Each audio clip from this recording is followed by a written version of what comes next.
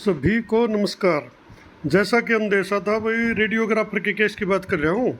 वो double bench में चला गया है क्योंकि मुझे शुरू से ही लग रहा था भाई कोई इतने दिन केस लड़कर घर नहीं बैठेगा, ना समझ में आओ है। तो डीबी में इसकी सुनवाई है भाई केस की 12 सितंबर, 2 दिन के बाद। ये जो ना case check status of original case CWP 8864/2023, उस केस के अगेंस्ट जो ना ये LPA फाइल की गई है। वैसे तो मेन केस जो 4892 में था मनोज शर्मा वाला, लेकिन जो डिसीजन आया ना वो आया 8864 में। तो जिस केस पर डिसीजन आया उसी केस के अगेंस्ट उन्होंने LPA यानी कि डबल बेंच में वो केस फाइल कर दिया है। Vijender and others versus state of Haryana. Sunil Kumar Nehra इनका एडवोकेट है। अर्जेंट में लिस्ट है केस। अब इसमें और ज़्यादा डिटेल तो इसमें कुछ आ नहीं रही है इनकी। तो भाई सब भी जितने भी रेडियोग्राफर के कैंडिडेट हैं, एक अपना बढ़िया ग्रुप तैयार करो। केस लड़ना पड़ेगा, इतना आसान चीज़ें नहीं होती हैं। आप ये सोचिए भाई, मुझे आज पता चला एक भाई का फ़ोन आया था जी, हम 8-10 लड़के हैं जो पीछे दे हैं। ये 8-10 साल तो भाई साहब बोधा वकील होगा, अरे साहब फिर आगे केस लड़ा जाएगा। और तुम सोचो सरकार लड़ेगी या कोई और को लड़ेगा, कोई नहीं लड़ता थारे लिए केस। अपना केस खुद लड़ना पड़ेगा, अपनी प्रेजेंटेशन कोर्ट को देनी पड़ेगी, अपनी जो ग्रीवेंस है वह कोर्ट को बतानी पड़ेगी। अगर जी हमने इतने दिन हो गए सिलेक्ट होकर हम बाहर बैठे, हमारी ज्वाइनिंग रुकी हुई है। आप अगर आपका पक्ष नहीं होगा तो बताओ आपका पक्ष कौन रखेगा? जब आपका कोई पक्षकार नहीं होगा, कोई वकील नहीं होगा, तो सबसे पहले जो यह टीम थारी काम कर रही, मुझे नहीं पता कौन के है, लेकिन कहीं ना कहीं अपना संगठन थारा भी होगा छोटा मोटा, उसके साथ जुड़ो। ना जुड़े तो कमेंट में अपना फ़ोन नंबर छोड़ दो, नाम फ़ोन नंबर वगैरह कमेंट में छोड़ दो। वो टीम जिनने रिक्वेस्ट की है वो आपके पास खुद कांटेक्ट कर लेंगे। या कमेंट में जो भाई जो है आपकी यूनियन के नेता नाता हुए भी कमेंट से जुड़ सकते हैं। कमेंट में अपना नंबर छोड़ दो भाई, कोई साथी तारे सहयोग करना चाहो है। और बिना सहयोग के ये केस नहीं लड़े जाती। इन्हों सोचो कोई अकेला लड़ लेगा, ये 8-10 बालक क्यों लड़ेंगे भाई? नौकरी सब ने मिल लगी।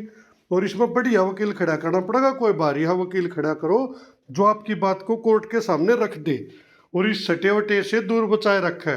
नहीं तो स्टे हो जाते हैं, मत सोचो ना होते। PGT संस्कृत की भर्ती का उदाहरण है, 19 में रिजल्ट आया था, आज तक और डबल बेंच में भी जीत गए थे, सिंगल में जीते, ये सुप्रीम में जाके स्टे हो गया। तो भाग का कुछ नहीं बेरा होता भाई, कद लौट जा। गणे निश्चिंत होकर मत बैठो, अपनी यूनियन बनाओ, अपना ग्रुप बनाओ, अधिकारियों तो मिलो, सरकार से मिलो, और साथ में बढ़िया वकील भी खड़ा करो। और 10 रुपये इसमें लाने पड़ेंगे भाई, कलेक्शन देनी पड़ेगी। बिना कलेक्शन तक कौन जाएगा? चंडीगढ़ का भाड़ा भी ना जाएगा, 1 लाख कोई क्यों लाओगा? कम से कम आप कहीं आ जा नहीं सकते तो उनको फाइनेंशियली सपोर्ट तो करो। तो भाई जो जो जो साथी इसमें भर्ती में शामिल हैं, जो सहयोग देना चाहो हैं, ये मेरे तो फोन करे के कहेंगे जी के लग है, के संभावना हाँ आपने बेरा मन ने टट्टू बेरा है भाई, वो जज ने बेरा है, और जज ने बताओगा वकील, और वकील लेगा फीस। तो बता मेरे दायरे तर उससे क्या होगा, या आपके कहे थे क्या होगा, या किसी और के कहे थे क्या होगा? जो चीज़ जहाँ से होनी वहीं से तो करवानी पड़ेगी आप लोगों को। तो ये संभावना पर मत पूछो, जो काम की बात से वाह करो। 10 रुपये किसी ने दो, अपना बढ़िया ठाडा वकील खड़ा करो और अपने सारे डॉक्यूमेंट के आधार पर कोर्ट में पेश हो। और भाई मेरा पर्सनल विचार यो है, 12 सितंबर की ये सुनवाई है, 12 सितंबर 2023 की सुनवाई है, पेंडिंग है केस। इसमें आप लोगों को मेरे हिसाब से वकील खड़ा करना चाहिए। बाकी आप अपनी देख लियो, क्योंकि सिलेक्टेड का पक्ष होना ज़रूरी है। अगर कोर्ट के पास सिलेक्टेड का पक्ष नहीं जाएगा तो वह सोचेगी भाई ठीक है किसी को दिक्कत नहीं है, दे दो स्टे। मैं ये नहीं कह रहा स्टे हो जाएगा, लेकिन मैं भी कई बार कोर्ट के सामने इस प्रकार बात रखी जा हो, उसके हुए कह दे भाई चलो रोक ले हैं, और आपका पक्ष होगा तो उन्हें रोकना होगा। जब भी वही सब्जेक्ट टू करके थाम देंगे चीज़ ने, अभी चलो सब्जेक्ट टू कर देते हैं और अपॉइंटमेंट दे देते हैं, तो अपॉइंटमेंट पर स्टे ना हटवा लो बस। मैं नहीं कहता भाई ITI गलत से या फलाना गलत से झगड़ा गलत से, हो उसके भी सारे सही हो। मैं तो सिर्फ ये कह रहा हूँ कोई भी भर्ती प्रक्रिया है वो आपसी लड़ाई में आप दोनों पार्टियों का नुकसान है, हासिल किसी ने कुछ नहीं है।